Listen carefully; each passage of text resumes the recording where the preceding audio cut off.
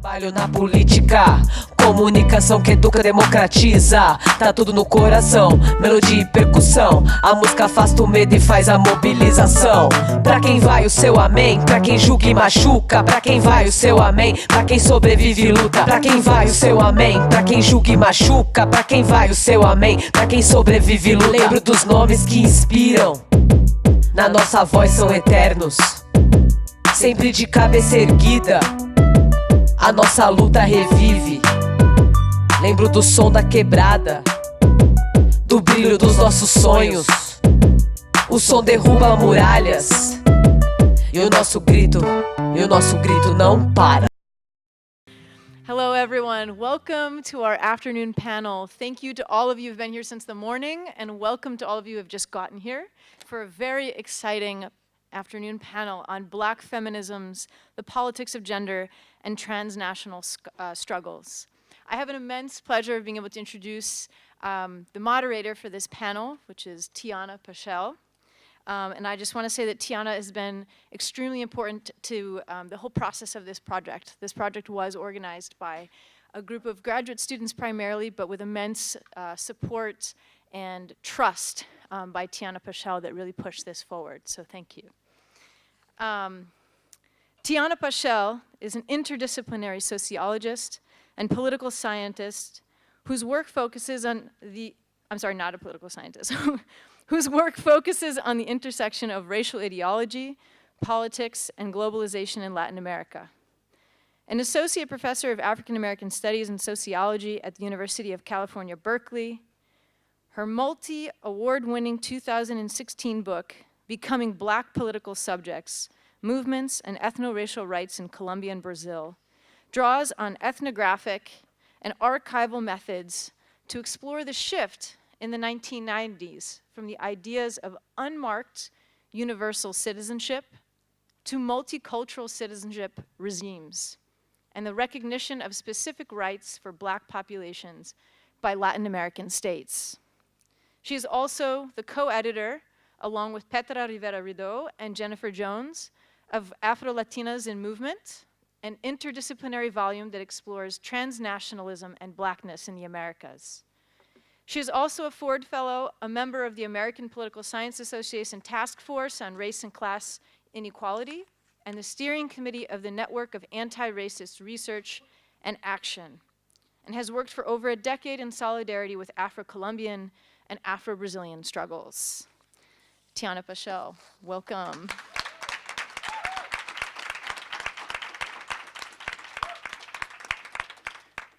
Thank you for that introduction, but more importantly, thank you for creating this space. I like to say, people keep coming up to me saying, congratulations on this conference. And my only response is really that I didn't organize this conference. This was a student initiative.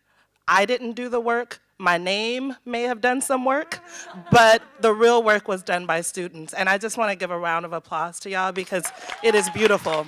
It's really beautiful.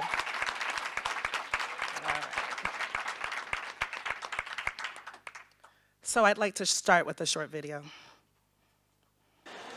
Porque uma coisa é você morar, nascer, viver na favela, outra coisa é você reivindicar e usar desse lugar de favelada para estar fazendo política de outra maneira.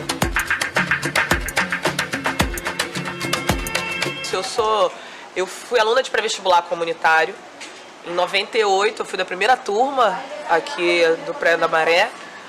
Foi o ano que eu engravidei, eu tenho uma filha hoje de 17 anos e fugindo da estatística, não fugindo da estatística no primeiro momento, mas depois fugindo, né, conseguindo criar a Loiara e conseguindo mudar aí a perspectiva da vida. Fui mãe, adolescente, e tive que sair do pré-vestibular. Desde os anos 2000 que eu tô numa atuação dentro dessas instituições aqui da Maré, fazendo esse trabalho com favela, com cultura, com educação. Esse lugar que sim é marcado por uma violência de todos os lados, onde a gente está exposto à opressão por muitas das vezes, diz que a gente não compactua com isso, que a gente não tem que normalizar o entrar na favela e ter que acender as luzes, ou sair da favela e ter que ouvir de agente de segurança que ainda não matou ninguém. Então, a gente vai entrar, a gente vai sair, a gente vai fazer política, a gente vai resistir, a gente vai dar a cara, e é isso. Isso é uma das coisas que me orgulha.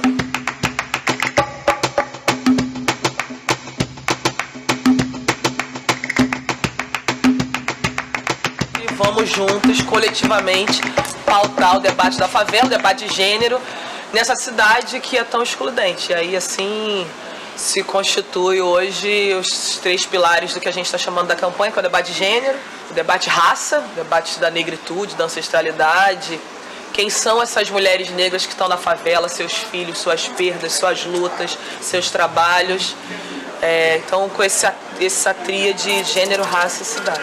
Essas mulheres que estão hoje aqui na Maré não estão ainda no diálogo sobre cis, trans, cis hétero, binário. Acho que é uma pauta que o movimento feminista precisa colocar, está colocado, como outros, como aborto, como o debate da autonomia da mulher, mas a gente vai precisar falar sobre creche, sobre o lugar das mulheres na favela, sobre como que essas mulheres estão vulneráveis e ficam na violência, por exemplo, com a sensação de estar expostas à violência, como é que isso bate. Então, fazer essa disputa é fazer essa disputa pelo campo de gênero.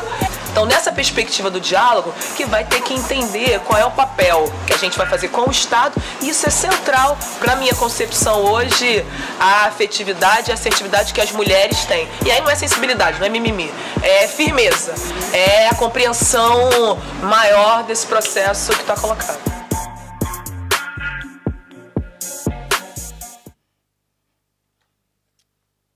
I'd like to invite the panelists up. Marielle Franco, Barbara Christian, June Jordan, Veve Clark, Marielle Franco, Lelia Gonzalez. I start with these women because I want them here in this space with us. And I also start with these women because these women, the struggle, their theories, their ways of seeing the world are what make it possible for us to do an event like this. And so I want to bring them into this space as feminist theorists, as Black feminist theorists, and as people who we should always, always be in conversation with and inspired by. So it is my honor to moderate this panel. Just to say a little more for people who haven't been listening, not just to me, but just to the world.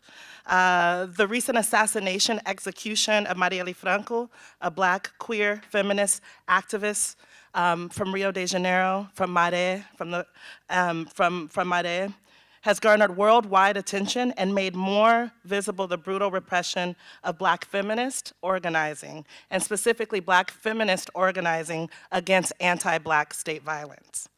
At the same time, her assassination has energized political organizing inside and outside of formal politics and in various spaces, while also catalyzing transnational solidarity efforts. It is important to note, though, that in the proliferation and the honoring and the celebration of Marielle Franco, she is often excised from and disembedded from the Black feminist roots that make her who she is and who she was in this world, and make her the theorist and activist that inspires so many of us. So I want us to bring her in the room not as a symbolic thing or not as some sort of example about everyone's civil liberties being under assault in Brazil today, but as someone who is present because so many before her were there, and so many before her died, as she did. So on this panel, we will engage in a dialogue on the genealogies and practices of Black feminism, the movements they've spawned, share their distinct experiences and positions within them. We will also think about what it means to center Black women's lives in our discussions about state violence, and to think about how in centering those lives of Black women that we come with ever-expanding understandings of what state power actually is and what the boundaries, if there are, of the state and white supremacy and patriarchy. So what we'll think about in this discussion is what critical role Black feminism can play for a discussion like this, what kinds of knowledge production, what kinds of political action, what kinds of grassroots organizing has come from these traditions, and to also think about what kinds of different forms of friendship, of love, and of transnational politics can emerge if we really take the words and the lives and the struggles and the histories and the presence of Black feminists and Black women more seriously. So thank you so much for coming. I'm gonna go try to sit down over there in a smooth way so that we can get our conversation going.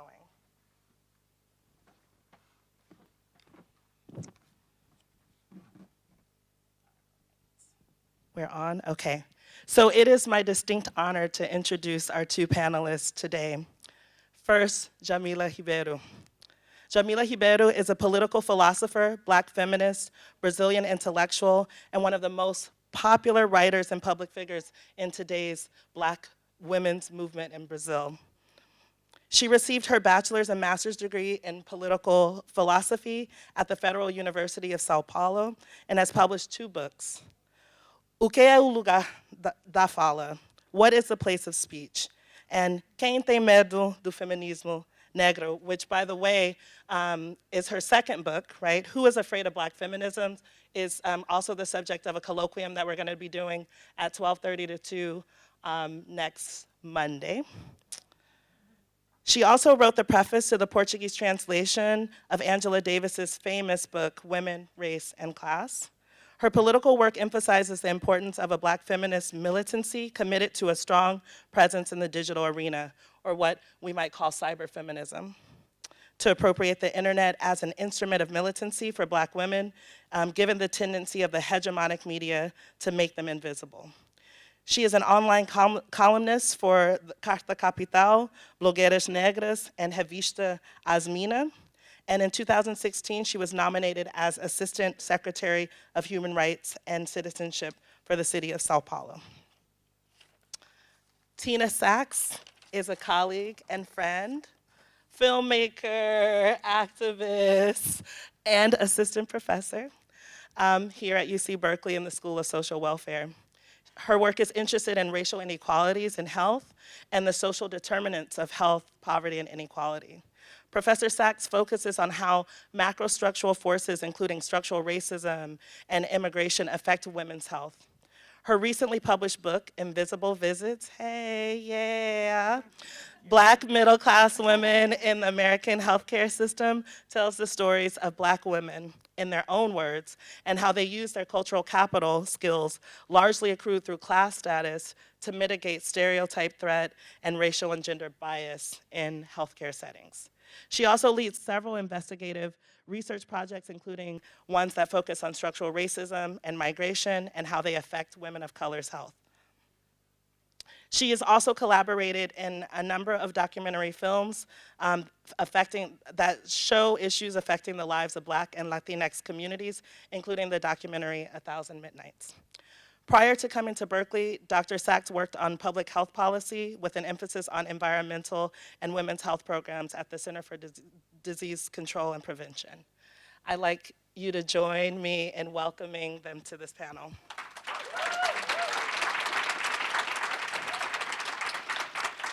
So as the other panels have gone, we will hear from our panelists first.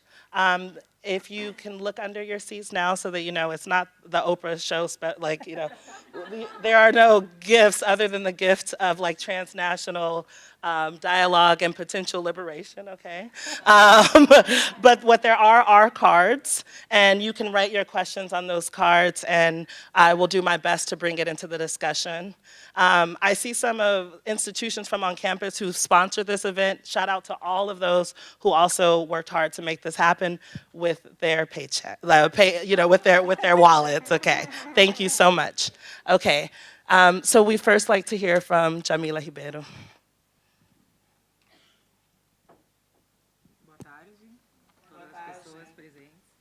É prazer estar aqui, agradeço o convite. Não? Não está funcionando, não. Alô? Boa tarde.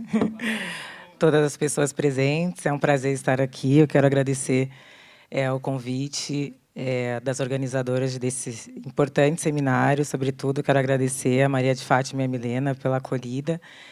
E agradecer minhas companheiras aqui de painel. Bom, falar em 10 minutos, né? Eu vou tentar sintetizar em 10 minutos. Vocês são bem rígidos com o horário. Bom, falar um pouco da luta das mulheres negras no Brasil, né? Que é o que me impulsiona há muito tempo, há tanto não só estudar, mas que guiou muito do meu ativismo. Eu venho de uma família de militantes. Meu pai era comunista em Santos, na cidade de São Paulo, no estado de São Paulo, onde eu nasci, e militante do movimento negro. Então, por isso que meu nome é Djamila, um nome africano, e deu nome africano para os filhos. Então, desde criança, a gente tinha essas discussões dentro de casa. Isso fez parte da minha vida, discutir isso desde cedo, ir para manifestações, crianças. Quando eu não sabia o que eu estava falando, a gente estava lá, a gente era obrigado a ir. Com o passar do tempo, eu fui sentindo a necessidade mais também de entender da minha perspectiva como mulher negra, porque, apesar de ser um homem incrível, que ele foi, eu sentia falta dessa perspectiva. E, no final da minha adolescência, eu conheci uma ONG muito importante lá na cidade de Santos, chamada Casa de Cultura da Mulher Negra, que foi um divisor de águas na minha vida e na minha trajetória, porque ali eu conheci feministas negras, foi ali que eu conheci referências de mulheres negras, foi ali que eu conheci quem foi Sueli Carneiro, que é uma grande referência para nós no Brasil, Luísa Bairros, Lélia Gonzalez. Nessa organização existia uma biblioteca chamada Carolina Maria de Jesus, foi ali que eu descobri quem era Carolina Maria de Jesus. Enfim, e também as intelectuais estadunidenses, né, como Bell Hooks, Angela Davis, enfim. E, a partir desse meu encontro com a Casa de Cultura da Mulher Negra e também minha participação em cursinhos populares, que eu acabei sendo voluntária durante muitos anos, foi o que me despertou, né, para entender o mundo a partir do que essas mulheres estavam propondo. Então, quando eu penso a questão do feminismo e a luta transnacional, não me entendam mal, acho que é importante a gente conhecer as intelectuais feministas negras estadunidenses. Só que no Brasil a gente acaba tendo uma visão, muitas vezes, somente dessa parte do mundo, né? E muito dentro do próprio Brasil a gente não valoriza o pensamento feminista negro brasileiro, né, que é o que eu tenho buscado fazer nos últimos tempos, inclusive nas minhas pesquisas. Então, quando a gente pensa em Lélia Gonzalez, por exemplo, que na década de 90 já estava propondo um feminismo afro-latino-americano e caribenho, a gente vê como que a Lélia já estava propondo uma luta transnacional, porque entendia que essas lutas da população negra nesses países tinham uma relação muito parecida com a gente, muito mais até do que nos Estados Unidos. Então, olhar para essas produções é fundamental, né, para a gente poder entender quais eram essas proposições. Então, em 1985, aconteceu o terceiro encontro feminista latino-americano e caribenho na cidade de Bertioga, no litoral de São Paulo. Tem um vídeo icônico da Luísa Bairros, que dá para achar na internet, no Cultile, ela falando da questão das mulheres negras e a importância de a gente já pensar lutas transnacionais. Então, é muito importante pensar o quanto que essas mulheres, essas feministas negras brasileiras, já estavam propondo algo extremamente interessante e revolucionário para a época, e pensando feminismos negros como marcos civilizatórios, pensar a importância de se ter novos marcos civilizatórios e não uma existência pautada na violência.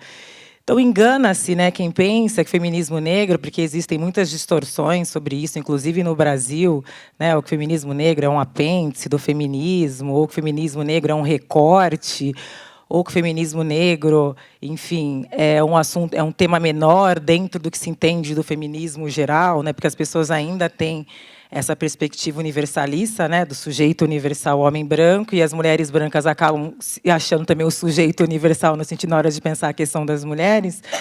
É muito pelo contrário, né? Quando a gente lê, por exemplo, as discussões que a Lélia Gonzalez já estava fazendo na importância de pensar o espaço urbano, na importância de pensar o racismo geográfico, na importância de a gente pensar o genocídio da população negra, na importância da gente pensar a valorização das línguas faladas pelos povos negros de origem africana, que ela denominou de português, não sei como que vai se traduzir isso aqui.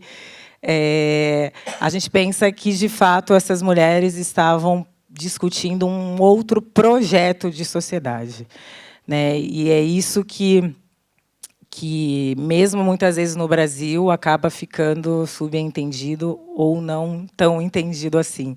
Né? Quando a gente pensa a produção da Sueli Carneiro, que fundou o Instituto da Mulher Negra, o Guelé 10, em 1980, porque na década de 80, no Brasil, foi um período em que surgiram várias organizações de mulheres negras, e o quanto que os projetos que foram pensados por Guelé 10 para a juventude negra, para os jovens do hip-hop, na questão da saúde da população negra, e que incidiram de maneira muito importante na vida da população negra. Quando a gente pensa em Luísa Bairros e nas políticas públicas que foram pensadas por Luísa Bairros, a gente entende que, de fato, a discussão era uma discussão estrutural e uma discussão de pensar o todo, né, e não somente aquilo que nos atinge.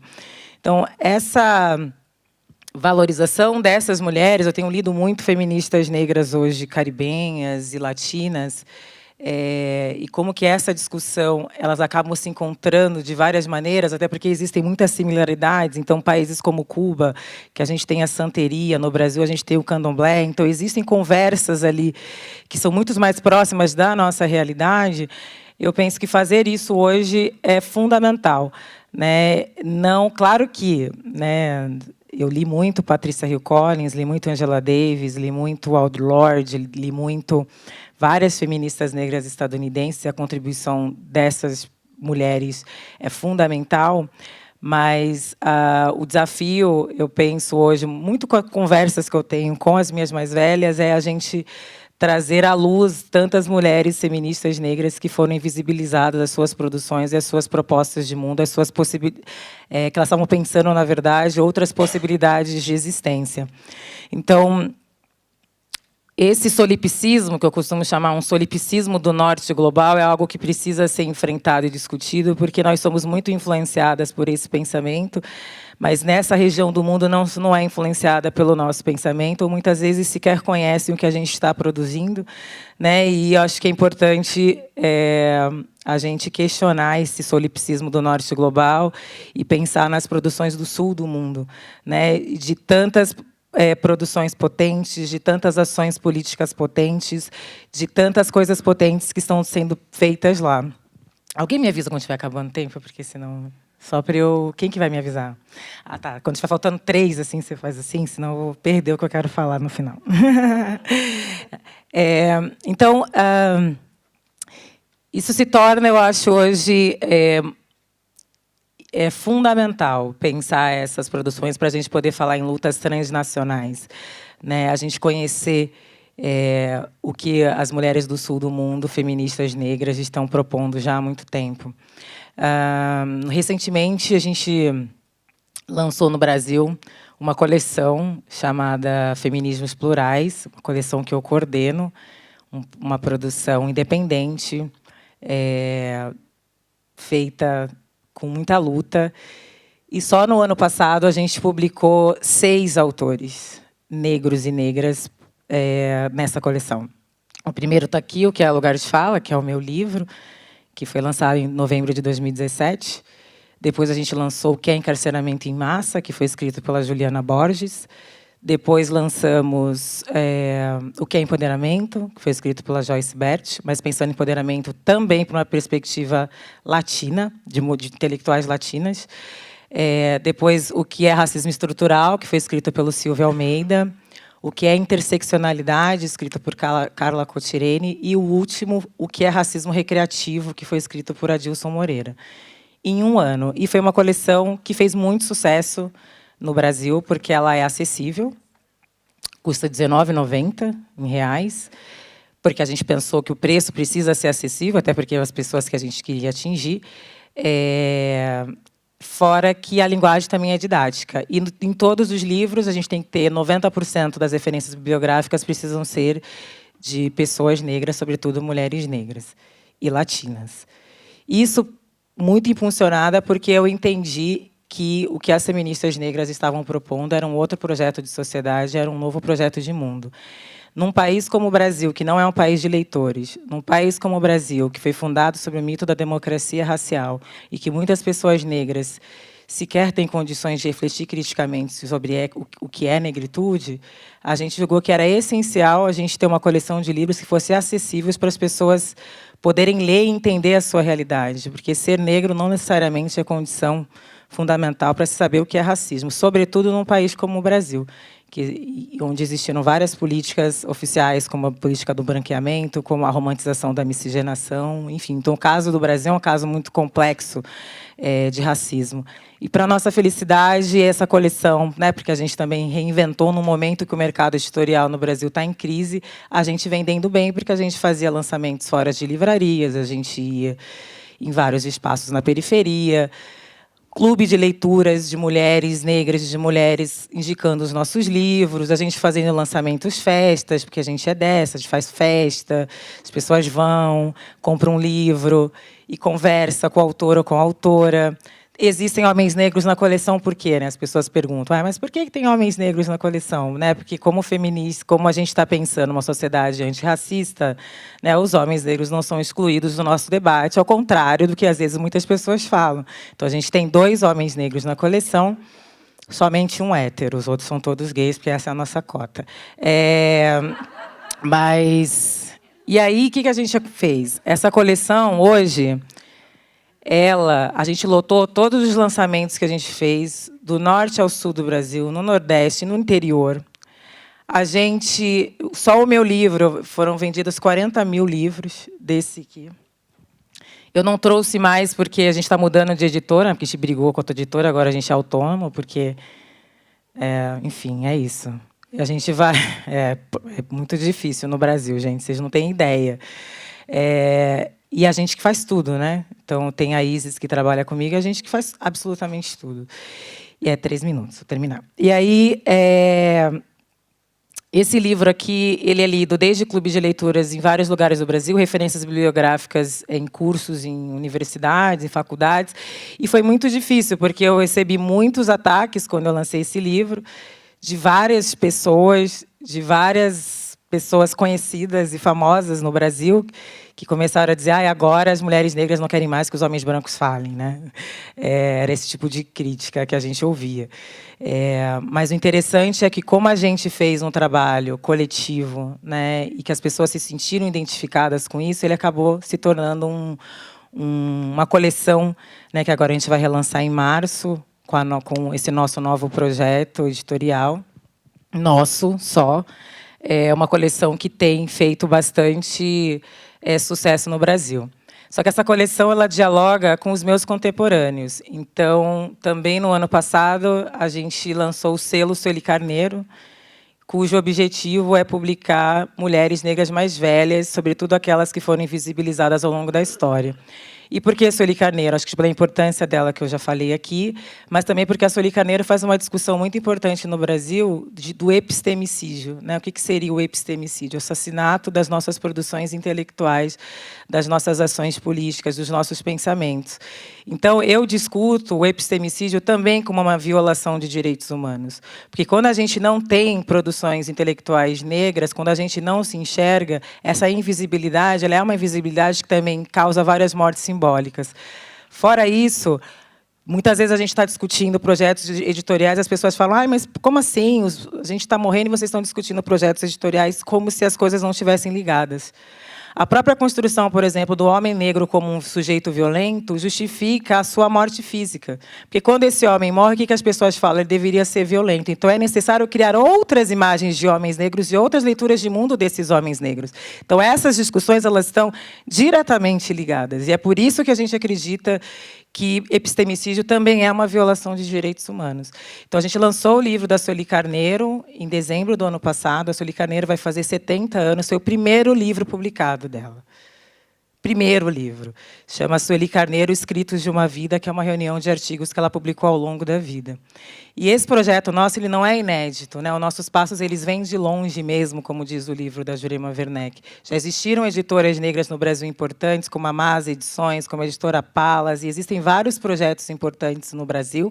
É importante reconhecer esses projetos que já existem, ninguém aqui está inventando nada, mas também da gente poder criar novos espaços, de fato, de democratizar o acesso dessas leituras, para que essas novas gerações possam conhecer esses intelectuais negros, que estão, historicamente, intelectuais negras, pautando uma nova sociedade, pautando políticas que são essenciais para que a gente possa criar outras possibilidades de existência. Meu tempo já acabou, era só isso, depois a gente conversa mais, mas nessa primeira nossa conversa, enfim, para a gente pensar esses projetos de mundo a partir também das perspectivas dessas mulheres do sul do mundo. Obrigada.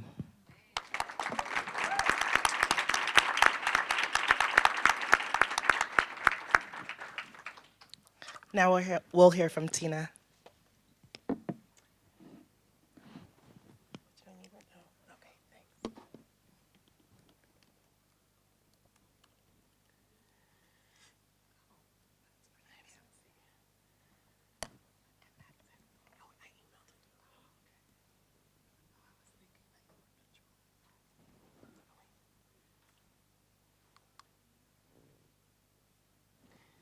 Good afternoon, everyone. Can you all hear me? Okay. So I'm so honored to be here and to listen to this amazing talk, and also just to share a little bit of my work with you. I feel really honored to be here, as I just said, and to Tiana, thank you so much, and to the students who invited me here. My work in many ways departs probably from what you may have experienced thus far, and that it has literally been beaten into me to use slides all the time. They don't let you get away without using slides the way I was trained. But I am going to try to use the slides really just to tell you a story, and to tell you the story of my work and how I see this work fitting into a much bigger struggle of Black women's struggle across, a transnational struggle. My work is about health disparities, and that's the word that Americans tend to use when they talk about the differences between different outcomes that people have in the United States, such that we know that Black people in the United States, Black women in particular, live sicker and die younger than other people. We call this a disparity, and I certainly quarrel with that term, because it is not just a simple difference between two groups. It is an inequity. It's an example of a fundamental problem that we continue to face in the United States and that we face in many countries around the world, that is really the result of a persistent anti-Blackness and a misogynoir in particular. So what I'm going to talk about today is a story of a little bit about, just to frame very briefly the book that I just wrote, but also to tell you the particular story of one of the women I interviewed for my book, because I think her story is really illustrative of both of the struggles that we were talking about as a group of Black women, centering Black women's voices and Black women's struggle, but also to remember Black women's power, and our power in terms of our connectedness to our ancestors and our power sort of going forward, right? So to envision, as we think about liberation, to envision a different kind of future for ourselves without, staying in this present moment, which seems incredibly grim, but one could argue, we've been here before, and we've survived, and now I'm ready to get to the point of thriving and not just surviving. So it's very hard to do these talks with the slides behind you. But one of the things that really motivates my work is the problem that Black women face in the United States in particular. So last year, last year, there was an expose in the New York Times about the fact that Black women are more likely to die in childbirth than any other group of women in the United States in 2018 in the most supposedly advanced healthcare system in the world. The United States spends about 20% of our GDP on healthcare and has among the worst health outcomes of any developed nation. This is largely driven by the fact that we allow so many people to die younger than they should and to suffer while they are living. So this idea here, why America's black mothers and babies are in a life or death crisis, this sort of became a cause last year that a few people started to talk about, and it became more widespread in the news. And at this time, ironically, after a very long battle to actually have a child, I was pregnant at the time. And so reading these statistics was just incredibly terrifying. And one of my former colleagues at CDC actually, one of the main points of this, the data that we're finding now, that's being reported now, is actually that these disparities have nothing really to do with class. And that's sort of the thing that in the United States people really think, oh, it's got to be poverty. And because black women are disproportionately poor, that's what's driving these poor outcomes. And that, in fact, is not the case. So one of my, a friend of one of my former colleagues at CDC is actually the person who is foregrounded in many of these stories in the New York Times and in ProPublica. She died. She had a PhD. She was an epidemiologist, and she died in childbirth. Her story is sadly not, it's too frequent in the United States. And so my work is really trying to understand women's stories. How do women experience a healthcare system that is, I would argue, I mean, it is obviously a predominantly white space, but it is also a hegemonic space. It is a space that is not really designed to heal us, to see us, to comfort us when we really need it. And so the women in my book, the women that were gracious enough to share their stories with me, told me about the ways in which they had to really jockey for position. They had to advocate for themselves constantly to be seen, to be heard, and to be credible witnesses to their own healthcare stories, to their own stories of what kind of treatment they thought they needed. And as I said about trying to write these stories and to write this book, I was really struck by, even in doing some recent interviews about this book, people keep saying to me, well, but they're not poor. So, like, you made it on up, right? So you're supposed to be fine now. Just because you're not poor in the United States, you are still black and you are still a woman. And so people have been very quick to sort of minimize the early death and sicker life that many black women experience in this country, again, regardless of class. So I will just in the interest of time, I want to just make a few notes, say a few things about the book, and then get on to the story, which I think is really illustrative of many of the challenges and interests that we share here in this room. One of the things that I want to do in my work is to really highlight the persistence of anti-black sexism in healthcare, and to disabuse the idea that the healthcare system, at least in the United States, and that's the only thing I can speak to, this is not a neutral or objective or bias-free zone by any stretch. And we need to really foreground that instead of pretending that just because you go to med school that somehow you are cleansed of all of the kinds of biases that we are all swimming in here in this country. And I also wanted to really anchor this kind of contemporary anti-black sexism as a part of a longer history of the American racial project. Many social scientists are sort of mired in the present, right? We only think about what is happening right now without thinking about the long history and how long this has been happening, as well as the fact that racism and sexism and other forms of exploitation are persistent. So with that, I will just sort of switch gears here a little bit and tell you about a story. When I was doing my interviews for this book, I happened upon a woman whose great-grandfather was in the Tuskegee syphilis study. And the Tuskegee syphilis study was the longest running medical study in the United States. It is the longest one in US history. It took place from 1932 to 1972, in which about 600 Black men were followed to see how syphilis progressed differently in Black human beings as opposed to in white human beings. That was the purpose of the study. These men were not treated for syphilis, even though treatment for syphilis became available about 7 years after the study began.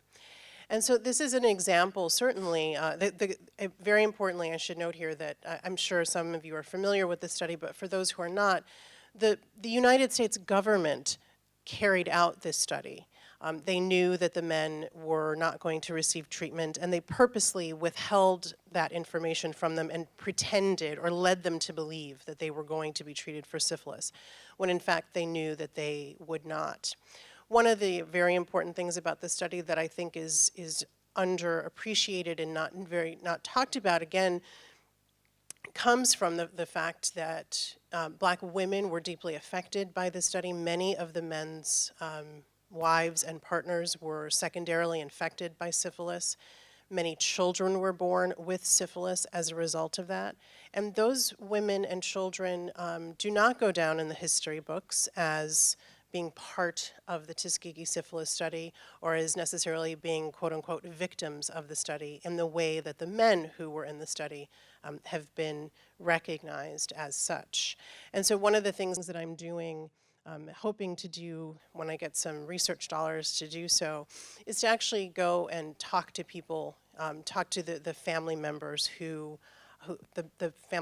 the descendants of the study, to really try to understand what are the ongoing implications of the Tuskegee study for Black people's health and for Black women in particular. So I had the occasion to meet this woman, and how much time do I have? Okay, well, let me wrap up. I'm going to get to the point.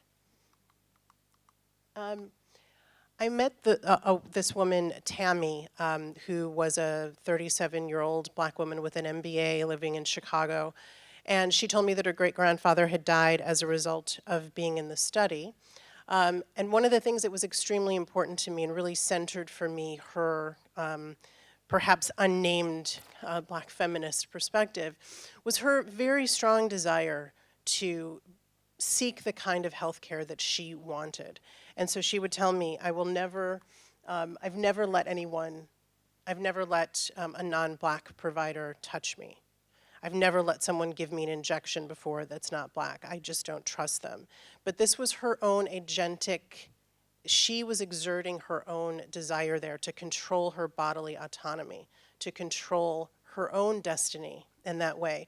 The story is much more complicated than that, as you can imagine. There were the loss of her great-grandfather had an intergenerational cascading effect on her family. But her story really illustrates the ways in which our families also act as a source of strength for us. She was very clear in describing her family's teachings, the ways in which the Black women in her family kept her safe and tried to teach her how to keep her own children safe.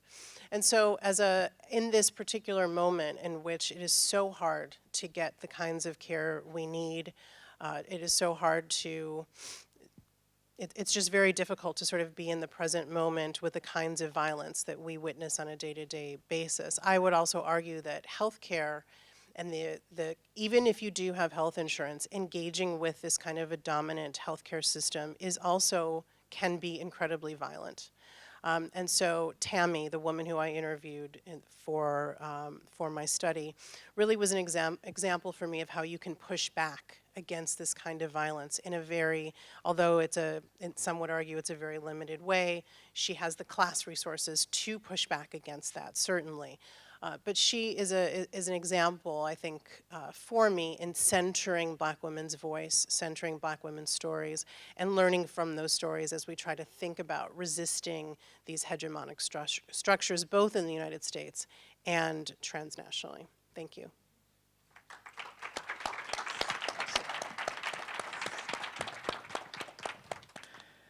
Thank you both so much for those presentations, and they really already, and then put a lot of things on the table for discussion.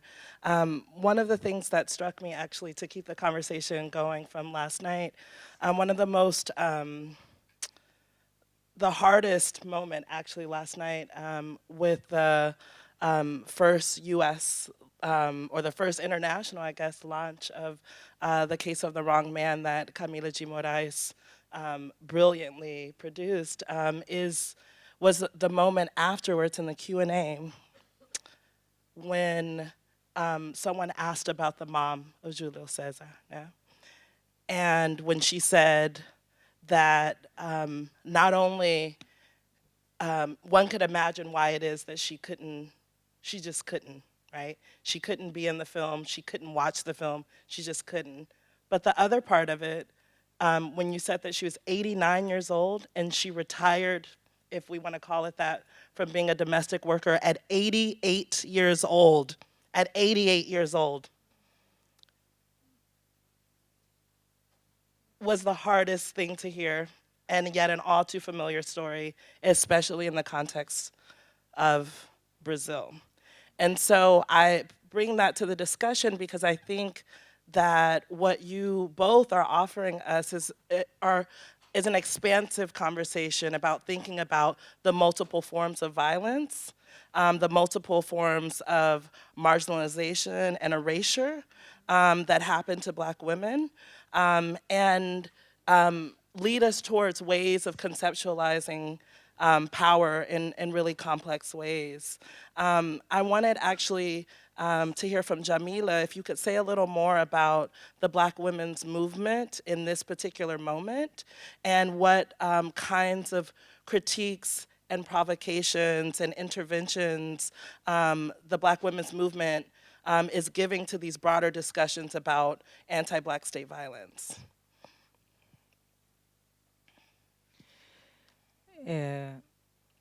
Como a Tiana trouxe bem, né, a questão da personagem, né, da mãe da personagem, do caso do Homem Errado, do Júlio César, essa realidade é muito comum ainda em relação às mulheres negras no Brasil. Atualmente, 55% das pessoas que fazem trabalho doméstico no Brasil são mulheres negras, né? Existe uma relação direta entre escravismo e trabalho doméstico no Brasil, porque no pós-abolição não se criaram nenhum mecanismo de inclusão para a população, muito pelo contrário.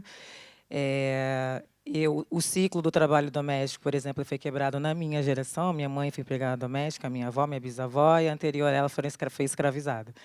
Né, foi quebrado na minha geração. Então, essa ainda é uma realidade que é uma realidade constante ainda na vida das mulheres negras no Brasil. E essas discussões, né, por exemplo, as mulheres negras já estavam fazendo essas discussões quando você a Laudelina de Campos, que criou o Sindicato das Empregadas Domésticas, por exemplo, de falar da importância do quanto que tem uma ligação ainda muito forte de Casa Grande Senzala nos trabalhos domésticos. Há uns anos atrás, existiu um projeto de lei conhecido como a PEC das domésticas, e foi algo que o brasileiro ficou indignado porque as empregadas domésticas iam ter os mesmos direitos de qualquer outro trabalhador. Isso é recente, super recente na história do Brasil. Em 2015, existiu uma importante mobilização no Brasil, chamada Marcha das Mulheres Negras, onde foram mais ou menos 50 mil mulheres negras a Brasília levar um documento que elas chamavam pelo bem viver, que é isso, né? Pelo bem viver, o que a gente quer. Então, vários itens ali pautados, desde a gente pensar a questão da violência sexual de meninas e adolescentes no Brasil, que a maioria dessas meninas são meninas negras, sobretudo na região norte e centro-oeste do Brasil, desde pensar a questão do assassinato sistemático de jovens negros, que a cada 23 minutos um jovem negro é assassinado, e o quanto que essas mães que perdem seus filhos também são violentadas pelo Estado, e que muitas vezes isso acaba não sendo discutido, né, que isso também é uma violência contra a mulher. Muitas mães que perdem seus filhos assassinados adoecem psiquicamente, Muitas mães que tiveram seus filhos vítimas de chacina morrem de tristeza. O que é morrer de tristeza? Então, mais uma vez, são abandonadas, porque essa violência psicológica causada por essas violências que os filhos dessas mulheres passam no Brasil. Então, também é importantíssimo ampliar o espectro do que a gente entende de violência contra a mulher, sobretudo quando a gente fala de mulheres negras no Brasil. E penso que são discussões em vários campos, mas discussões também que eu julgo importante, quanto que as mulheres negras estão discutindo a questão da violência doméstica, num país em que a cada 5 minutos uma mulher é agredida, é um dos países onde mais se mata mulheres no mundo, é o Brasil. E essas mulheres, a grande maioria de mulheres negras, uma discussão importante que eu acho que nos últimos tempos que as mulheres negras têm trazido primeiro, pautar só por uma questão legal resolve esse problema que a gente tem no Brasil. A gente tem a Lei Maria da Penha, que é uma lei que criminaliza a violência contra a mulher, é uma lei que fez 12 anos, eu acho, agora, 13 anos. Mas no ano que essa lei completou 10 anos, isso é uma pesquisa muito importante do Mapa da Violência, que comprovou que, nesses 10 anos do funcionamento dessa lei, da aplicação dessa lei, diminuiu o assassinato de mulheres brancas em 10% e aumentou em 54,8% de mulheres negras. Então, o que isso nos mostra? Nos mostra que, primeiro, não existe um olhar étnico-racial na hora de se pensar essas medidas. Segundo, não se pensou que a realidade das mulheres negras, a grande maioria que vivem em áreas vulnerabilizadas, e que a gente sabe que a justiça é uma justiça burguesa, que essas pessoas não acessam a justiça, para quem que serve essa justiça, também não se pensam que essa mesma polícia que essas mulheres supostamente tinham que chamar é a polícia que está matando os filhos delas. Também não se pensam que, em várias comunidades no Brasil, você sequer pode chamar a polícia lá dentro. Então, não se pensa, as mulheres negras estão pautando, a gente precisa ampliar essa rede de fortalecimento de assistência às mulheres, para além da questão legal. Porque pautar só na questão legal vai atingir um tipo muito específico de mulheres. Então, acho que as mulheres negras estão ampliando esse debate. Quando a gente fala do genocídio do povo negro no Brasil, a gente também precisa entender que povo negro também é mulher negra, homens negros gays, travestis negras, num país que é o campeão mundial em assassinato de travestis e transexuais, é o Brasil. Então, pensar que povo negro são as mulheres lésbicas que não têm acesso à saúde, por exemplo, o programa de saúde sexual, por exemplo, no Brasil, e que não se fala em transmissão de doenças sexualmente transmissíveis para as mulheres no Brasil. Então, é dizer que, num país em que, das mulheres que morrem de mortalidade materna, 61% são mulheres negras. Então, mulheres negras também morrem na mão do Estado, no Brasil, sobretudo na questão da saúde. Os jovens negros estão morrendo na mão do Estado em relação à violência policial e as mulheres negras em relação à saúde. Num país que criminaliza o aborto, e, ao fazer isso, significa que muitas mulheres precisam recorrer a métodos que não são seguros, que equivalem à morte anual de por volta de 300 mil mulheres. Então, acho que o movimento de mulheres negras no Brasil, as feministas já estão pautando, eu acho, a gente entender a ampliação do conceito, a gente quer a ampliação do conceito de humano. O que é ser humano num país em que a gente tem todas essas violências, né, e ampliar o debate, e causam muito incômodo, como Marielle Franco causava muito incômodo, que era a minha amiga, né, que a gente frequentamos vários espaços juntos, porque trazia essa discussão de pensar raça, classe e gênero de maneira entrecruzada, né, num país em que ainda a gente tem uma esquerda branca, masculina, que fala que a questão racial é uma questão menor, que diz que a questão racial, que quando resolver a questão de classe, vamos resolver a questão de raça, sem pensar que essas opressões estão entrecruzadas. Então, acho que o movimento de mulheres negras no Brasil, elas vêm trazendo essa ampliação dessa discussão, mas, sobretudo, pautando a importância do nosso bem-viver e incomodando muitos setores que, muitas vezes, até se dizem progressistas, mas se fecham em si mesmos e não pensam que povo, né? Quando a gente fala povo negro, a gente está falando de uma série de possibilidades de existência, e que, se a gente não pensa em todas essas possibilidades de existência, a gente não transforma de fato, né? A gente só vai mudar a realidade de um grupo muito específico. Thank you so much, Jamila.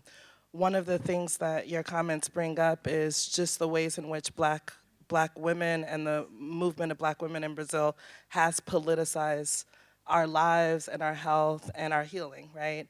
And that is obviously also the case in the United States, and it really does link up to Tina's work.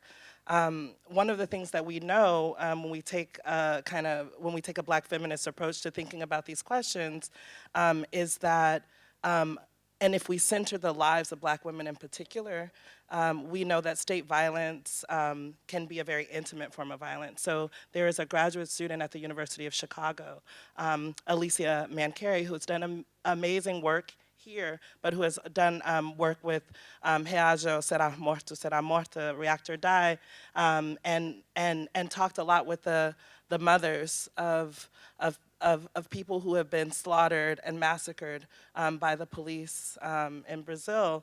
And one of the things that she brings to these discussions is a theory of state violence as an intimate form of violence that breaks down our ideas about the boundaries of the public and the private, right? Another black feminist, Sarah Haley, is doing a really critical and really painful project on thinking about the rise of the LAPD and thinking, or the Los Angeles Police Department, I should say, and how in the 90s, the state violence that we understand to be the LAPD are those visceral, visible, egregious ones where they kill people and leave them in the streets. And it is also the ones where they go into houses arbitrarily and ransack them and leave people's lives in a perpetual state of fear and terror and impossibility to recover from, right? And so both of these theorists sort of and activists really think about these things as these intimate forms of state violence. And I was wondering for Tina, within the kind of healthcare system, how should we think about the egregious ways that black women are dying and also not quite living, right? How are we to conceptualize what the healthcare industry is within this bigger complex of power? How are you thinking about it? Should we think about it as anti-black state violence? Should we think about it in that way? So, just really good questions. And before I answer that, I just wanted the conversation had made me think so much about my work in Chicago, the film that I did with Carlos Ortiz, who's my husband, in which we followed for 10 years people who had lost their children to violence on the streets of Chicago. And one of the projects that I really wanted to do after that was to center women's stories, because black women are primarily the ones who lose their kids on the streets, whether it's to state-sanctioned violence in terms of the police or to other kinds of street violence. And I wrote so many grants. I just need to say that I wrote so many grants trying to render visible these women's stories and to try to have people see that. As Jamila mentioned, and as we've been talking about, that this is not these crimes and these forms of violence permeate the entire society, the entire community. And let me tell you something, there are no comfort dogs that roll into the south side of Chicago, like go down to Parkland, Florida. Not to suggest that those kids don't need them, but only to suggest that the kids in Chicago and the kids in the favelas need them just as much. There is no form of healing or acknowledgement of the kinds of systematic trauma that these communities face. And one of the most telling stories, and I promise I will dovetail and get back to the question, one of the most profoundly disturbing experiences my husband had while doing the filming, in which he would listen to the police scanner, and he would go to crime scenes around Chicago, and he would film the direct aftermath of violence, often photographing someone who had just died or their family members, and he would then, many family members actually asked him, will you chronicle our story after the news goes away? We want people to see what happens when the news goes away. And so he would follow families for many years, 10 years in particular, for one woman who lost her 10-year-old daughter on her daughter's 10th birthday. But one of the most profound experiences I think that we had was when at a crime scene, a young boy had been murdered, and my husband went back to it was at a basketball court, and he went back the day after to just sort of see if other people were there. And there are these little kids there playing on the basketball court, and the blood is still there. No one has bothered to take the blood away. These kids are playing. And this is the kind of space, the kind of public space that our kids live in and are expected to then thrive and go to school and just be fine, and everything's fine, right? And those are the kinds of things that actually my husband called the fire department and said, can you come down here and clean up this blood, please? Because this is egregious. And so just going back to your question about whether these healthcare institutions can be spaces of healing, I think first requires us to acknowledge them or to recognize them in many ways as places that they are part of sort of an exploitative hegemonic structure that is, at least in the United States, and again, that's where the edge of my expertise stops, at least in the United States, they are not necessarily meant to be spaces of healing, per se. They do not deal with disabled bodies well, black bodies well, trans bodies well. To sort of see us in our full humanity is quite challenging, I think, for the American medical enterprise. And I think it has to be seen as such, because so frequently, at least in my discipline, what I encounter is people will say, but it's a neutral, objective place. They're scientists. Not really acknowledging, of course, the long history of scientific racism, the very creation of the idea of race itself, which is to separate and distinguish people based on characteristics that are not even really real. And so in some respects, I think, one thing I would like for us to do in many ways is to sort of shift this lens. We are often, as we should, I think, centering blackness and centering, and I'm so grateful to be in a space in which black women's ideas are centered. But I think also the next frontier in some ways is to begin to now really interrogate whiteness is what needs to be interrogated as the idea that we perhaps need to really dismantle here. Because without the idea of whiteness, there is no black. And that, to me, the idea of whiteness is perhaps the most violent of all.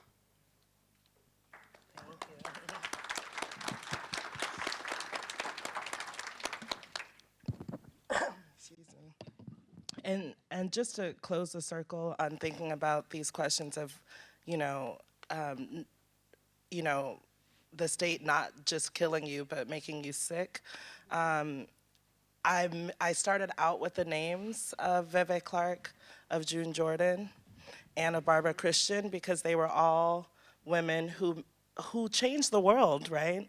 And changed this campus, and who died way too soon, right? And I think it is important for us to think about them alongside people like Marielle Franco, because I think that we do have to think about the different modalities of violence that are shaping all of our lives. My next question is sort of a riff on bringing together some of the questions. So there are quite a few questions about the rise of the right and of kind of populist, fascist, white nationalist, homophobic, anti-black, misogynist regimes in both of our countries and around the world, right? So I would like to ask a question about that. Both of you, in different ways, invoke history, and to kind of think about these things within a real set of historical struggles. And one of the things that comes to mind when we do that, all kinds of questions can be raised about how particular this moment is, right? So we do know that there are a lot of convergences and a really disturbing kind of mutual admiration between Bolsonaro, of course, and Trump for obvious reasons. We also know that black feminists, in addition to centering the lives of black women, because when black women are free, we will all be free, but also because in centering the lives of black women, we understand more in a more complex ways, the ways in which like capitalism works, or the way power works, the way race works, the way that all patriarchy works.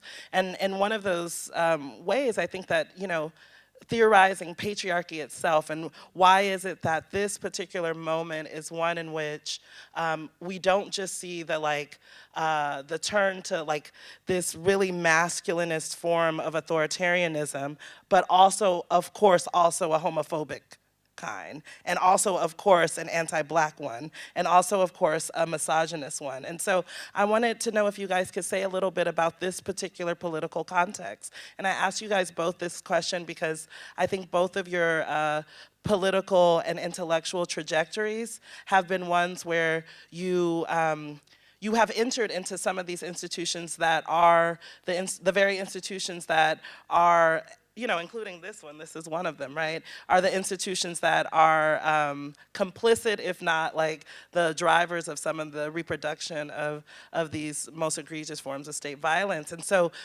you've taken positions on this. Like, do you enter into politics, right, in this moment? And so I wanted to know if you could say just more about this moment, how you're thinking about like formal politics in this moment. Is there a place for Black feminism in this particular political context? And if so, under what terms?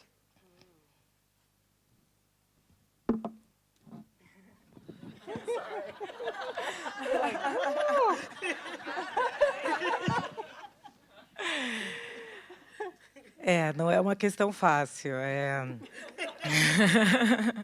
Está vivendo um momento muito, de fato, complicado no Brasil. Agora está sendo, vão colocar em votação a reforma da Previdência, então vão acabar também agora, as pessoas no Brasil não vão poder se aposentar, porque elas vão morrer antes de se aposentar, é isso que vai acontecer. A reforma trabalhista também, que foi aprovada, significa que os direitos trabalhistas, o Brasil tinha uma legislação trabalhista até considerada avançada e que hoje a gente vê essa precarização, esse discurso do neoliberalismo, essa questão que foi aprovada no Brasil da terceirização generalizada, o quanto que isso vai afetar, sobretudo, a vida da população negra, que já é uma população que, de maneira geral, já não acessava muito o trabalho formal no Brasil, porque fica muito na informalidade, até por conta das desigualdades. E como é que essas mulheres hoje, sobretudo as que empreendem por necessidade, porque as mulheres negras vêm historicamente empreendendo por necessidade, como que elas vão ter os seus direitos garantidos? Claro que acho que é importante dizer que nos últimos anos no Brasil existiram políticas públicas importantes, acho que isso é inegável. Eu sou uma pessoa que eu faço críticas às gestões do PT, mas eu acho que a gente precisa reconhecer o que foi feito de importante, como a própria aprovação da lei de cotas, que é uma lei de 2012, ontem no Brasil. Então, todas as universidades federais precisaram aderir a cotas. A primeira universidade no Brasil a aderir cotas foi a Universidade Estadual do Rio de Janeiro, em 2001, e depois a Universidade de Brasília, em 2004. Então, são todas políticas muito recentes ainda no Brasil, mas que, de fato, geraram uma mudança não tão quanto precisava, mas uma mudança interessante no número de pessoas negras que conseguiram. Eu sou uma dessas pessoas que tive acesso a estudar por conta de políticas públicas. E já entrei na universidade com a idade mais velha, né, que dizem, com 27 anos, mãe de uma criança de 3 anos.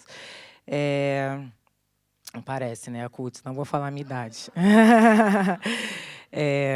Então, existiram políticas públicas importantes, mas, ao mesmo tempo, aumentou o número de encarceramento, aumentou a violência policial contra os jovens negros,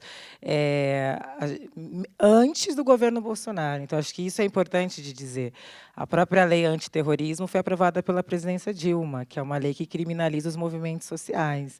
Então, eu, por ser uma ativista, eu posso ser presa por terrorismo no Brasil hoje, se eu for pega numa manifestação. A própria militarização das favelas no Rio de Janeiro não começou agora, no governo Bolsonaro. Infelizmente, já tinha começado antes, nesses governos de esquerda. Então, acho que, claro que a gente tem que reconhecer os ganhos, mas também falar o quanto que isso não é só uma coisa que está acontecendo nesse momento específico, que o Bolsonaro, essa figura, né, que not my president, mas Ele foi eleito no Brasil muito por conta que existiu uma criminalização do Partido dos Trabalhadores feita pela mídia brasileira. No Brasil, a mídia não é democrática, existe um monopólio no Brasil em relação a isso, mas o próprio Partido dos Trabalhadores não democratizou a mídia quando estava no poder e acabou sendo vítima dessa mídia também.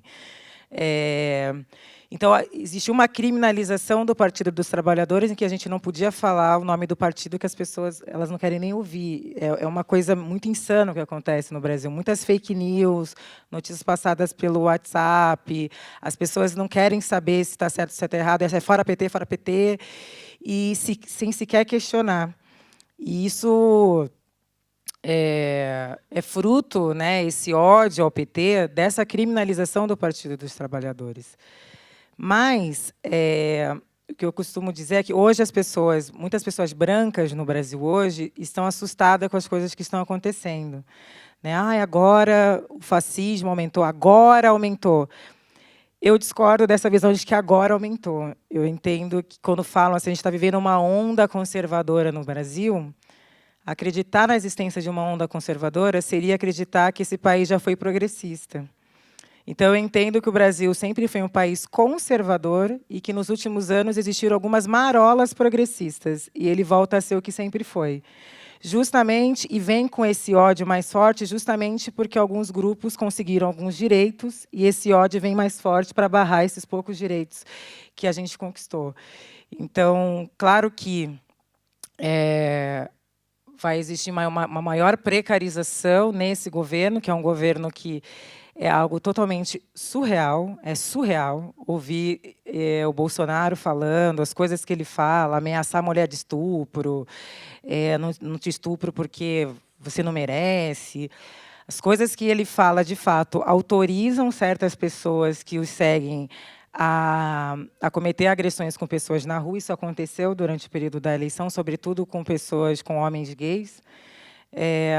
Mas é assustador, de um lado, mas, por um outro lado, eu penso que isso só é uma radicalização do que sempre existiu.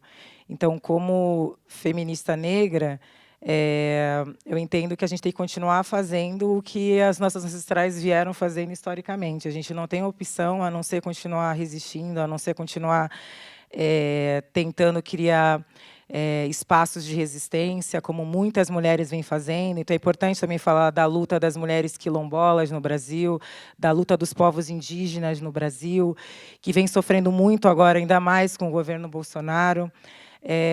No Brasil, existe um genocídio indígena também, que muitas vezes não é falado.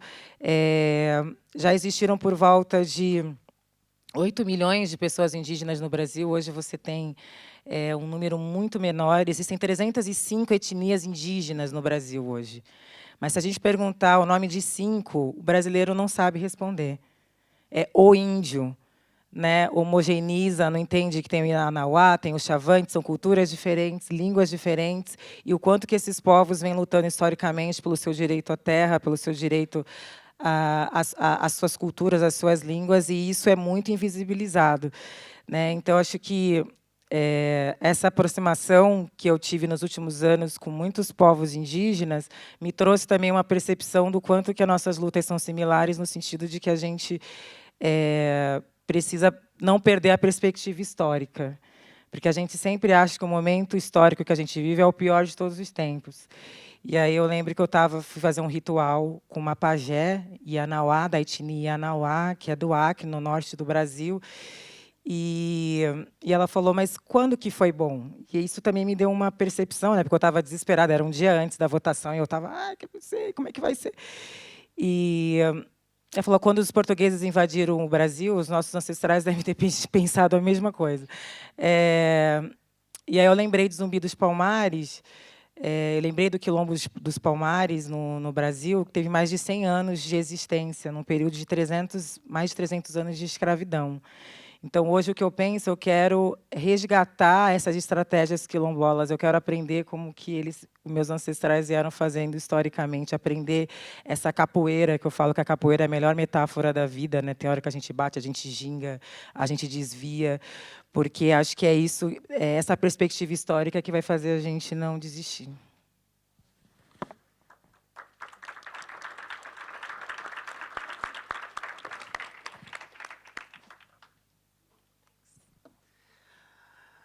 Wow, that is a hard speech to follow. Thank you for that. But in terms of the United States, I think, I hear a lot of people talking about, I feel like there are a couple of camps in the United States. One of,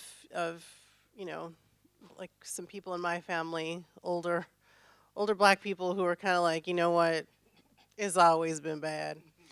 And Trump is not necessarily any different, that we have been through this before and we will survive. And then I think there are other people who feel kind of like this is really a particular moment. And for me, myself, I feel a little bit in the middle of that. I feel like there's a little bit of a continuum there.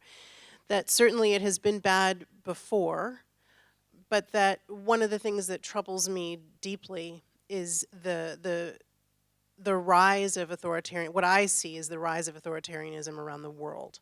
And that this is not just a United States, a domestic experience or trend that we're seeing here.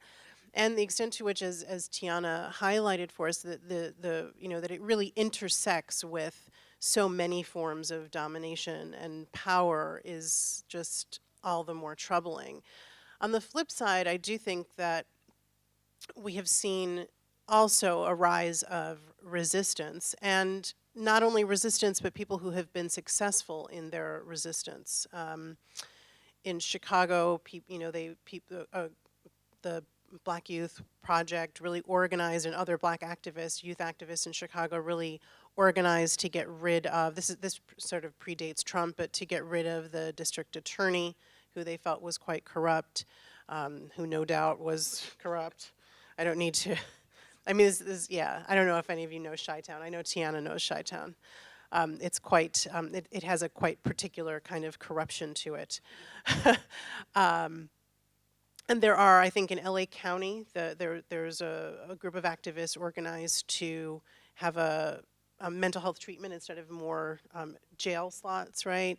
Group of people in New York organized to keep Amazon out. So we do see,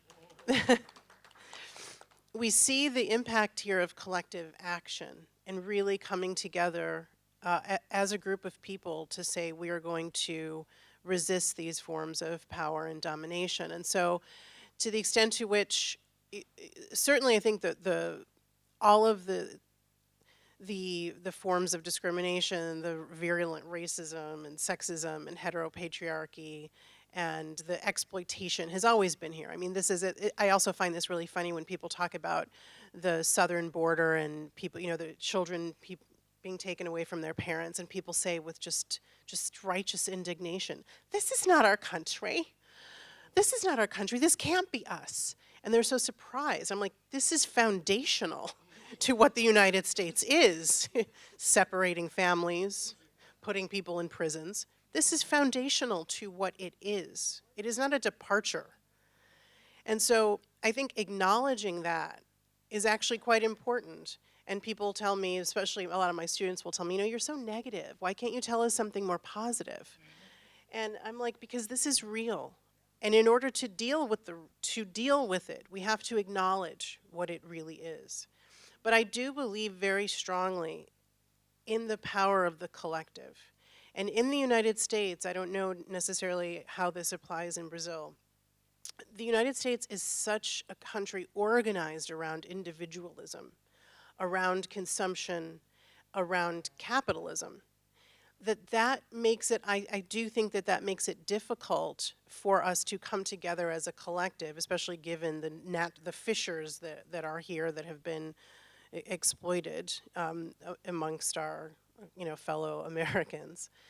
And so I think that makes it hard, but not impossible. And so while I am deeply, deeply concerned, challenged, and in some ways scared about what's happening in the United States because I see that it's happening around the world, I also think that there is some energy to come together here, and I think that's what we have to do. And we really cannot forget that the struggle predates us, and the struggle will go on long after us. And we have to keep up that fight and that energy. But also going back to what Tiana said, also recognizing that the fight comes at a heavy cost. And the fight comes at the cost of many of our lives. And so to recognize that and to understand that it's not, the fight, it doesn't fall on people equally. It's not equally distributed. And so that we need to recognize that and to, we really, I mean, if nothing else, we really have to hold each other up and hold on to each other. Because this is a long battle. And we're, you know, I'm not going down without a fight against somebody like Trump, you know? I mean, yeah.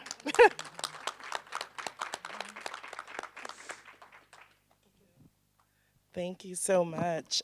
We have another question from the audience that I'm gonna piggyback on because I think it relates to something that I wanted to hear what you guys had to say about. So the question is in Portuguese. I don't know if it's worth me reading it in Portuguese or trying to translate it to English on the spot. So I'm gonna read it in Portuguese.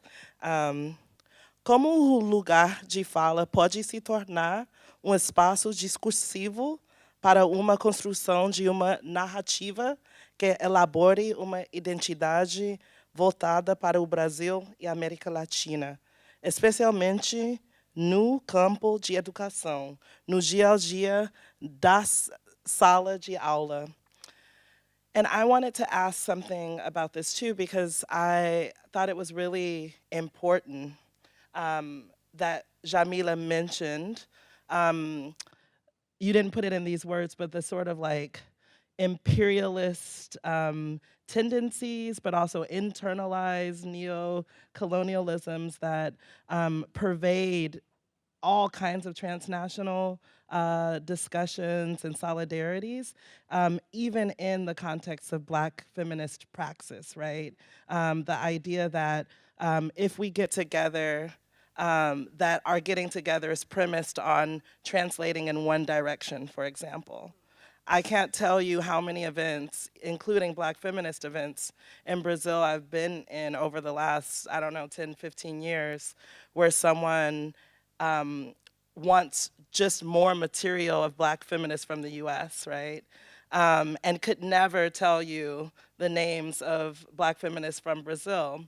And where the project is never a question of translating from Portuguese into English, right? And so I really do want to talk about this question about the space from which we speak and the power in that, and how you guys see this in terms of, I mean, this conference, I think, is a radical attempt, and probably with all kinds of gaps as well, right?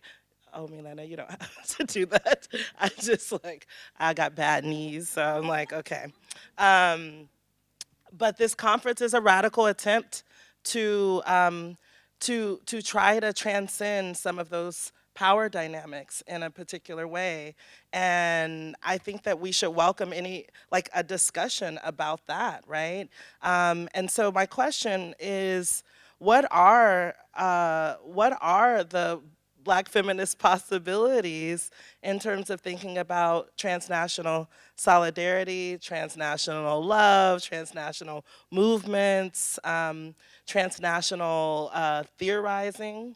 Like, how do you guys see those possibilities? And you know, what about a space like this? What can a space like this offer us?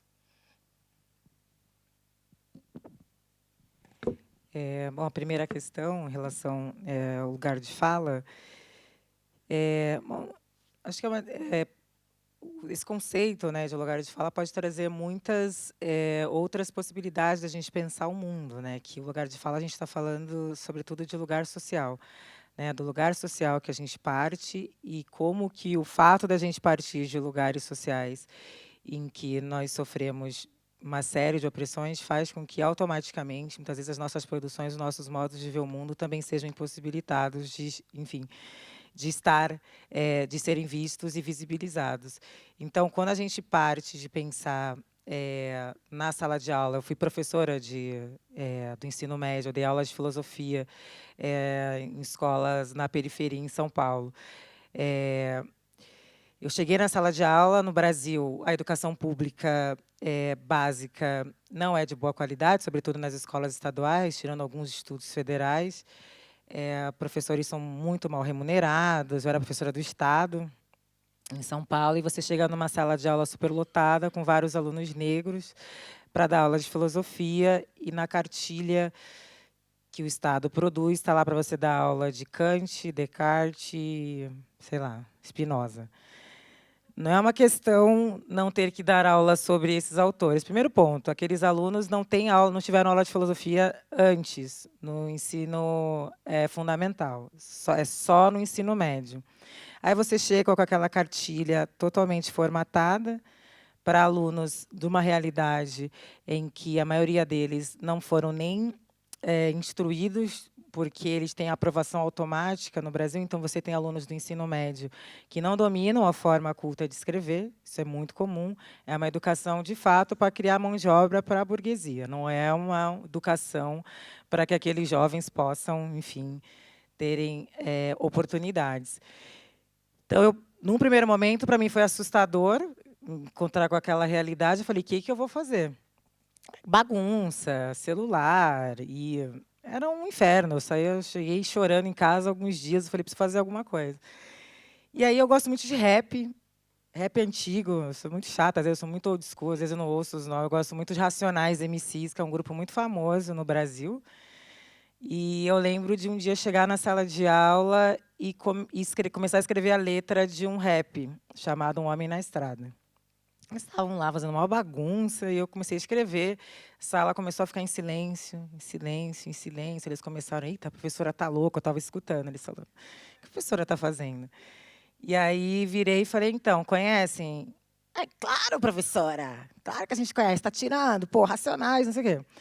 E aí eu falei, bom, hoje a gente vai refletir criticamente sobre essa letra, porque filosofia também é refletir criticamente, não é só a história da filosofia. E aí a gente começou a discutir a letra da música, o que significava um homem na estrada, o que significava, o que o Mano Brown estava querendo dizer com aquilo. E a aula fluiu, a partir dali a gente começou a fazer várias outras discussões, comecei a trazer vários outros autores. Então, acho que é isso, o lugar de fala possibilita com que a gente possa trazer outras referências para esses estudantes em sala de aula, em que eles se identifiquem, comecem a ter autoestima, porque a autoestima é essencial para a gente poder aprender. E eles começaram a se sentir muito empoderados, um outro começou a escrever rap e foi apresentar, e aí depois disso eu pude dar todos os filósofos que eu quis, porque era obrigatório, né? Não tinha jeito, alguns, mas outros eu consegui dar. Eu brinco que depois que eu dei o filósofo Mano Brown, eu dei todos os outros filósofos que eu quis na sala de aula. Mas aí eu trouxe outras referências para aqueles estudantes, né? De você trazer aquilo que essa educação formal no Brasil nega, né? Que é a gente ter uma educação no Brasil eurocêntrica, masculina. É isso. A gente chega na escola, a gente não aprende quem foram as intelectuais negras no Brasil, né? Por mais que a gente tenha uma lei, que é uma lei de 2003, que alterou a Lei de Diretrizes e Bases de Educação e obrigando o ensino da história africana e afro-brasileira nas escolas, a gente sabe que essa lei não é efetivada porque não existe sanção nenhuma. Então, a escola que fizer, ótimo, quem não fizer também está tudo bem. E fica muito mais um esforço individual de professores que se reúnem e acabam trazendo isso. Então, acho que é essencial, né? E a gente trazer referências também que dialogam com mais com a nossa realidade. Claro que no Brasil a gente tem um problema, que é o problema da língua, porque a gente está na América Latina, mas a gente fala português. E os nossos vizinhos falam espanhol. Então, a gente acaba ficando, de algum modo, isolado. Ali é muito difícil, a gente acaba não conseguindo se comunicar até com os países que estão ali do nosso lado, por conta da língua. E num país em que aprender outro idioma é muito caro. Quem aprende outro idioma no Brasil são pessoas brancas de classe média alta, que têm acesso a aprender outro idioma. Mas, mesmo assim, o que eu percebo é que existe uma rede muito interessante de feministas negras, sobretudo latinas, que estão lendo as brasileiras, mas nós, brasileiras, não estamos lendo elas. Eu acho que essa é a questão. As brasileiras estão sempre olhando para o norte global, na maioria das vezes, e não estão olhando ali para o lado. Eu estive no Uruguai há 2 anos atrás, eu fui conhecer a Casa de Cultura Afro-Uruguai, e lá as moças, as feministas negras, estavam lendo Sueli Carneiro. Sueli Carneiro, ali para elas, era a grande referência, né? E elas estavam lendo várias feministas negras também contemporâneas.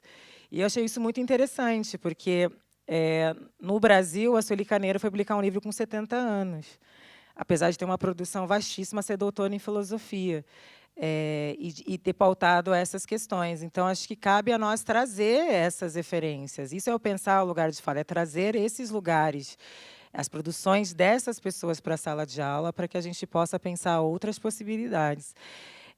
A pergunta da Tiana é uma pergunta... Eu acho que evento como esse é essencial, pode trazer muitas reflexões importantes, muitos diálogos importantes, muitas pontes que se abrem, a possibilidade de... Eu já conheci aqui em um dia e meio de evento tantas pessoas interessantes, tantas pontes interessantes, e fazer essa discussão entre Estados Unidos e Brasil, acho que é algo que acontece, acho que é algo importantíssimo e potente. E penso que eventos como esse, que eu soube que é um evento inédito, né, Maria de Fátima, aqui em Berkeley, o quanto que é rico, né, o quanto que traz de reflexões que são importantíssimas. Mas, nesse caso de pensar os feminismos negros, eu penso o quanto que é importante a gente poder chegar num evento como esse e eu poder falar no meu idioma. Isso eu já achei incrível, porque eu faço muitas falas em outros países e que eu tenho que falar em inglês. E, para mim, por mais que eu fale inglês, é sempre muito mais difícil. Então, as pessoas não estão nem um pouco preocupadas.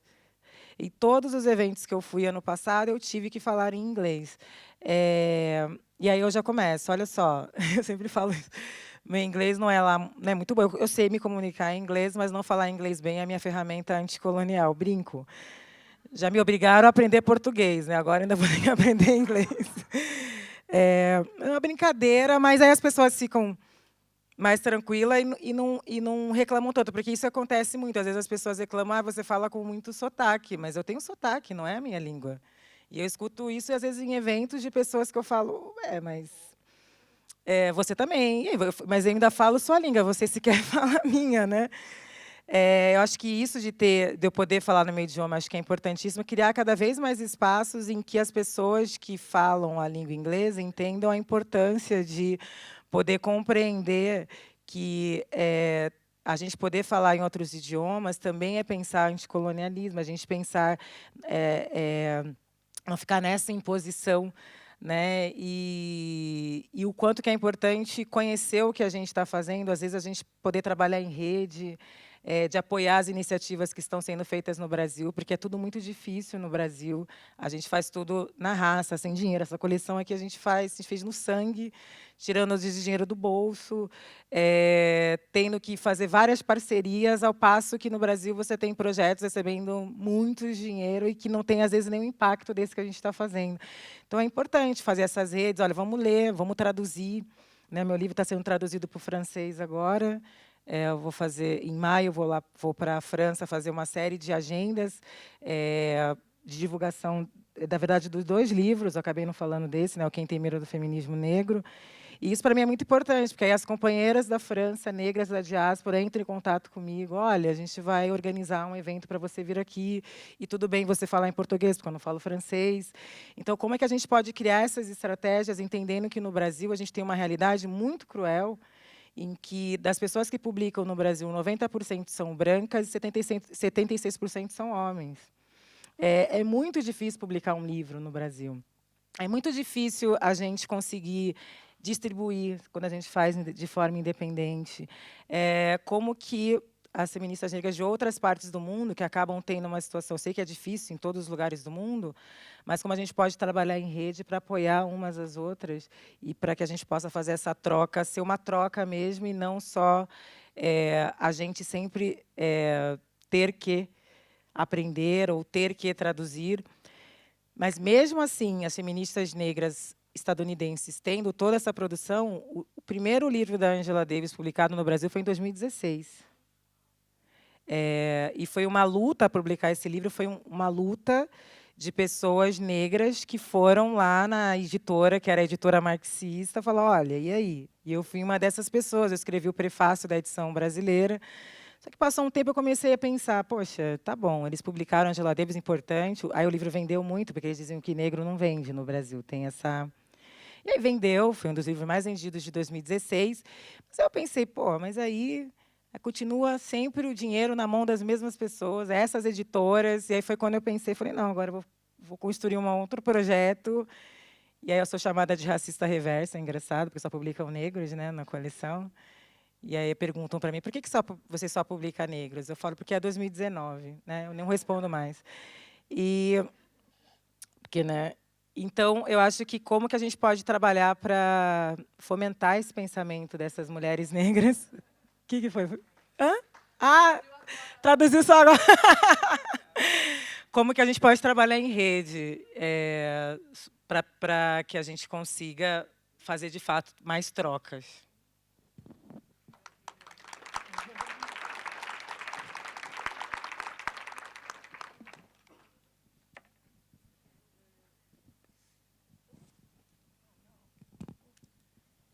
Tina? Oh, gosh.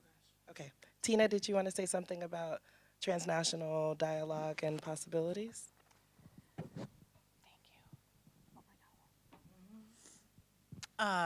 Again, Jamila, hard to follow. But I think, you know, I unfortunately don't have too much to say about that because I don't really, at this point in my life, I don't do very much work that is transnational, although I would really, I really want to. And just even in terms of thinking about discourse, when I just published my book, I was really clear that first of all, I'm very clear in the way I identify myself, which is as a Black woman and not as an African American woman. And the reason I do that is because I see myself connected to the struggles of Black people around the world that cross across the United States, or beyond the United States, I should say. And so I guess one way to think of myself is as African American, but I see myself very clearly as being Black and connected to Black women and Black feminisms across the world. But I had a real struggle in the book because they wanted me to use the term African American, and they also didn't want me to capitalize the word Black. And I really, really had to fight for that.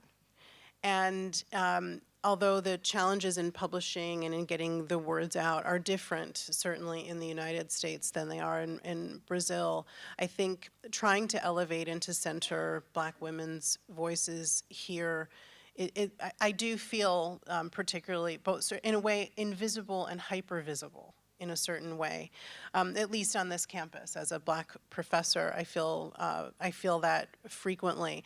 And so to the extent to which right now my research and my work does not necessarily, it's not necessarily in an international realm, I certainly see my own personal struggle as being deeply connected to other Black people across, you know, in the world writ large. And I think I do try in my classroom in particular to decenter the United States as the only country in which any knowledge is produced, because this is absolutely absurd. And even in social work, I try to really to get my students to think about other ways of producing knowledge, their own knowledge, indigenous knowledge, other ways of knowing, and other ways of being. So, and I'm just again so excited to be at a place where we can talk openly about these kinds of things, because this space on campus is unusual, and should be treasured.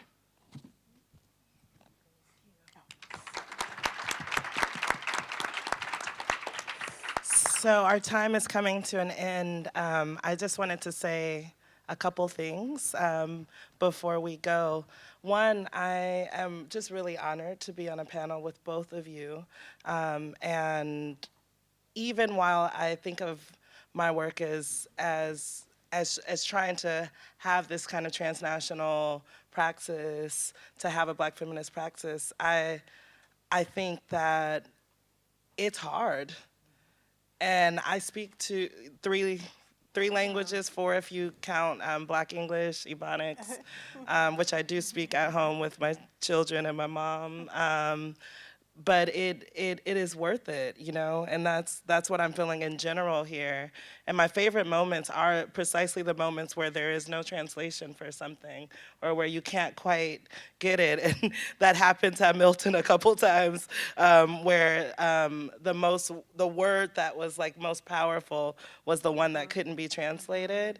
And so I think that we should sit in those moments and sit in those things and consider that part of it. You know, one of the things that Black feminism brings to this conversation is really a commitment to kind of think through and find power through difference. That is one of the many lessons that Audre Lorde gives us, right?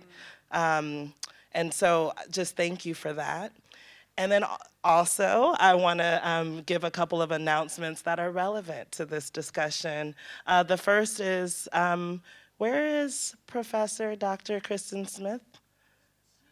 Okay, she's in the side room. So Kristen Smith, if you don't know it, is the activist and philosopher behind Cite Black Women, period. I like the period the most, because there's like, that's it.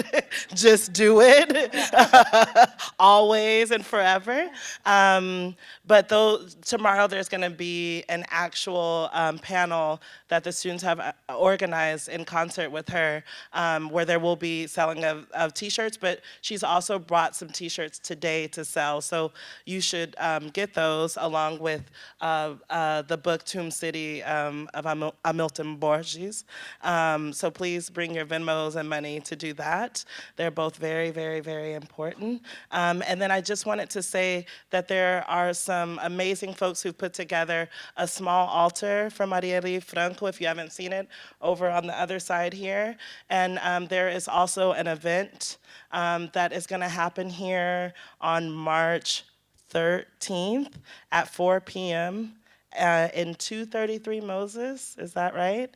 I'm going to be on the panel. Jim Green is going to be on the panel, and Cidinha da Silva, who is one of Brazil's most important contemporary Afro-Brazilian women literary figures, authors, and also an alum of Galedes, a Black feminist NGO in Brazil. So please come to that event on March 13th, and please visit and honor the altar for Marielle.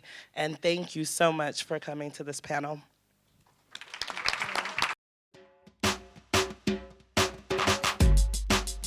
E aí chegaram os negros, com toda a sua cultura, toda a sua tradição, toda a sua religião. Nunca pense em desistir do que se quer. Os inimigos estão testando a nossa fé. Olhos atentos pra saber como é que é. P-A-N-I-J-E. Nunca pense em desistir do que se quer. Os inimigos estão testando a nossa fé. Olhos atentos pra saber como é que é. P-A-N-I-J-E. O que nos une é muito mais do que ideais.